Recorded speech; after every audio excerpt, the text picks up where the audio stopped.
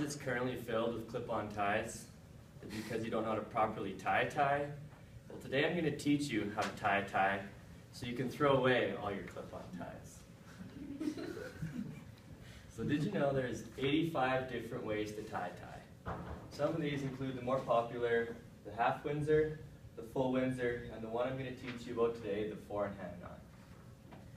The 4-in-hand knot is also known as the simple knot, is the fastest and easiest knot.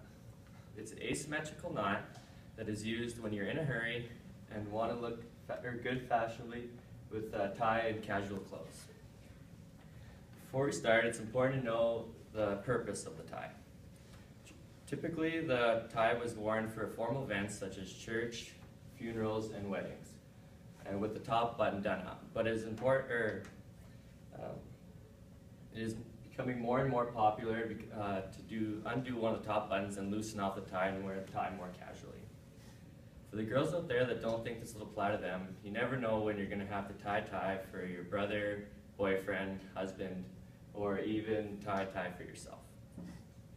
So getting started, when you look at the tie, everyone knows that there's a wide end that'll be in your dominant hand, and in my case, my right hand, and the skinny end, which will be in your left hand. When you flip over the tie, you'll notice a long seam down the back side. This is how you know it's going to be the face down side, and then there's the loop that you're going to tuck the end into it and finished. So when you get started, you want to do up the top button and flip up your collar. You're going to take the tie with the seam end face down around your neck and hang it down in front of you. The wide end is going to be a lot longer than the skinnier end.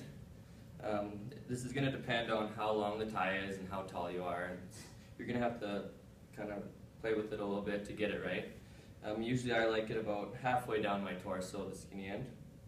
So with the wide end in your right hand, you're going to put it, essentially what you're going to do is go 1.5 times around the skinny end.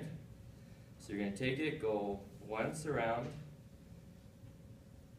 and then continue to do the 1.5 times around the skinny end. The second time you go over, you want to make it a little bit looser, so you're going to create a bridge right here. You're going to use in a later step.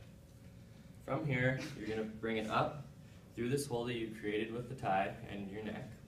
Bring it up through there, and turn the tie around and back down through this bridge that you created earlier, and pull it tight. So essentially that's already how fast the tie is tied. Now all you have to do is tighten it, so with what's left of the skinny end, you're going to grab with your right hand and the wide end with your left and just gently pull it. The harder you pull, the smaller the knot's going to be, so that's totally up to you. And you're going to hold your hand on the knot and on the left and just pull it tight to your neck. And from here, you're going to flip the, see, I made it a little bit too short, so the wide end's a little bit too long, but this is just going to have to do some practice. Usually it helps if you do it in a mirror. You're going to roll down your collar, and that is the formal way of how to tie your tie, the 4-in-hand knot. If you're looking for the more casual way that I explained earlier, all I have to do is loosen up the tie a little bit and undo the top button. And that's how a lot of people like to wear it these days.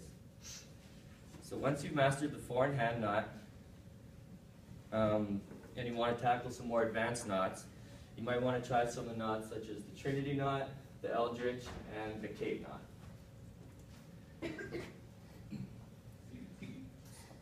So next time you're suiting up and you go to reach for that clip-on tie, challenge yourself and tie your own tie.